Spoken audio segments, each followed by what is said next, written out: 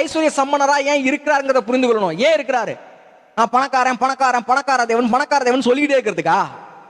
இல்ல, ஐஸ்வர்யத்தை கொடுக்கிறதுக்கு தான் ஐஸ்வர்ய தேவன் தன்னை அடையாளம் காட்டுறாரு. விளங்கி கொள்ளணுங்க.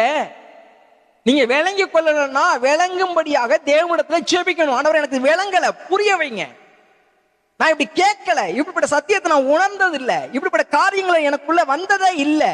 நான் வேற கூட்டமா வேற மாதிரி பார்த்துட்டேன், வேற கண்களோட உண்மை தேடிட்டேன்.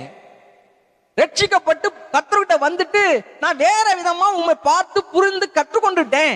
ஆண்டவரே எனக்கு இதெல்லாம் உண்மையானால் எனக்கு விளங்க பண்ணும். ஞானத்தையும் தெளிவையும் அளிக்கிற ஆவியை என் மேலே ஊற்றும். பிரகாசமுள்ள மனக்கண்களை எனக்கு தந்தருளும். இன்னைக்கு அது சபைக்கு தேவை பாருங்க. இன்னைக்கு சபை விசுவாசிகளுக்கு தேவை. அதனாலதான் அப்போஸ்தலனாகிய பவுல் இதுக்காக ஜெபித்தாரு. ஜனங்களுக்கு பணத்தை கொடுங்க, ஜனங்களுக்கு காசை கொடுங்க, வீட்டை கொடுங்க. அது ஜெயிக்கல.